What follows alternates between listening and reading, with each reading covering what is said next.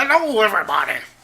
My first video was cool and all, but, well, my first two, but head-on-a-stick videos are very boring, and overall, even though I may be serious, I still want to have fun, and since I'm the penguin prophet, what better than all my awesome penguins?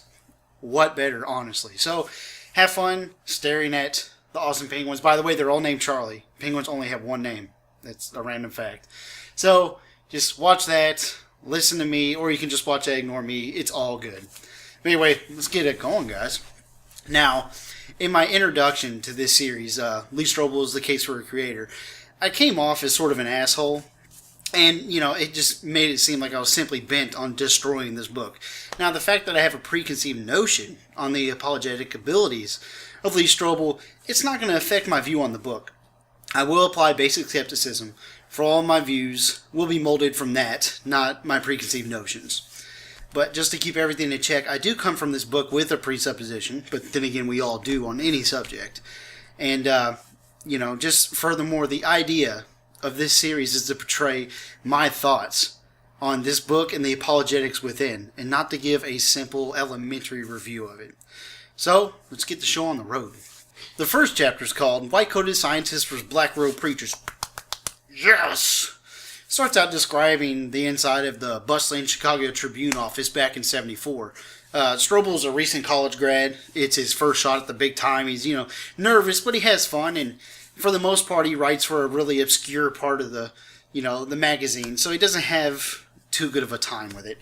But, you know, this part of the book's actually pretty cool. It reminded me of L.A. Noire, and I actually had to go back and play a couple levels of that game, just because, I mean, it threw me back in that nostalgia. But one day, he's walking through the office, and the manager sees him and just snags him up. He's like, look, and, you know, I'm going to improvise. He's like, look, Lee, we got a story down here in West Virginia about these hillbillies burning books and stuff. I need you to go down there and make a story by the end of next week. Okay. Why he sound like that, I don't know, but he does. So he takes him back in his office and he gives him $600 cash out of $20 bills. I thought that was pretty cool. And tells him to head out, get it done by next week, like I said. And, you know, Strobel's not too happy about it. He doesn't think he has enough time to do it, and I wouldn't think that's enough time either. But anyway, he's going to head out and do it. And on his way out of the office, he makes a very important point here to quote what he said. He said, quote, Christians, have they heard, as one famous skeptic put it, that modern science has already dissolved Christianity in a vat of nitric acid. I don't know if it's nitric or nitric, but deal with it. And, although I've read The Essence of Christianity by Feuerbach, the origin of that quote, I'm new to this one. And from the little experience I had with Feuerbach, I know that choosing this quote was done so by design. There are many other quotes that are just as scathing, but maybe done so in better taste that he could have chosen from. And even something as simple as choosing this quote is meant to put a sour taste in the mouth of his audience. And let's get real. It's meant to put that false dichotomy of science versus religion that fundamentalist Christians just eat up. And that's his audience. His audience was never meant to be skeptics, and we should make sure to call that out whenever we can. The next two sections of the chapter are called Is Darwin Responsible? And Standing Trial in West Virginia. I'm just going to do both at the same time. He basically just interviews a few people on what's going on and wonders why people hold on to, in his words, religious pap. And I guess I should just go over the incident straight up so you know what he's sort of walking into. And really just covering the incident in itself can basically eliminate these two sections of the book. So basically it started a board member named Alice Moore. She didn't like the books being considered for Kanawha County, West Virginia. I hope I'm saying that right. The books taught different dialects like Appalachian and Ebonics. Oh, Lord, Ebonics. And, you know, and so once the books came in, she extremely got butthurt because it quoted atheist philosophers, including Malcolm X, who his foundation for his atheist philosophy is, you guessed it, Feuerbach's. What a coincidence, right? So, they're, you know, the people in Kanawha County are just mad that progress has made it to their small neck of the woods in Virginia. Many rallies were held by a pastor named Reverend Marvin Horan, where he called for boycotts. He refused to compromise unless his demands were met 100%. Bombs were planted at schools and office buildings.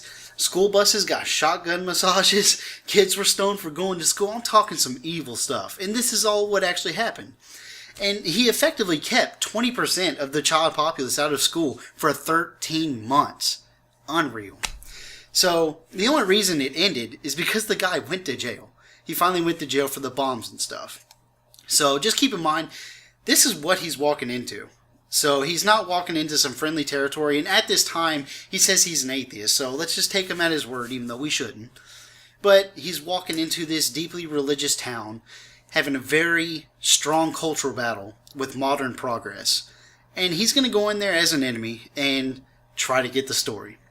So he's interviewed people on both sides. They're both very polarized, of course. So that's just the setup. The final section of the chapter is called We'll Win One Way or Another. It starts off with Strobel and a crack team photographer named Charlie, that's how he puts it, attempting to sneak into a rally that's being held in a basic gymnasium. He points out that even though he's trying to sneak in, there's no way he's going to remain stealth in this mission, because they drive up with a brand new shiny rental car and everyone else has all, the classic Southern truck with dirt all over it, that kind of crap. So anyway, they walk in the gymnasium and there are 2 bleachers pulled out and they're full of people.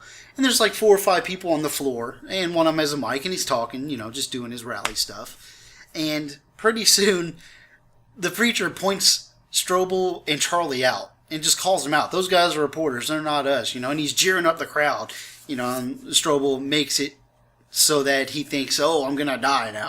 I'm about to get lynched by these hillbillies that believe in religious pap. So anyway, another preacher wrangles the mic from him and says, I've seen these guys interview people on both sides. He's going to do a fair story. Let's keep faith in him. Let him stay. So they stay. And this is where it gets interesting. The preacher that was doing the original talk continued, and he holds up a book. And the book is called The Facts About VD. He's like, this book is un-American, it's anti-religious, and it's filthy. And this book and many others that they're going to put in your school, they don't need to be in there. They don't need to be in there. Okay. So, you got book burners now. So, it's even worse. And the part that it actually made me laugh out loud. I'm reading it, and Strobel makes sure to point out that they're passing around donation baskets for money for the rally or whatever they're going to do. And the buckets are KFC buckets. It's like he thinks everyone in the South eats KFC all the time. I don't. Yeah, I eat a lot of fried chicken. I'm not even going to lie. I do it on purpose.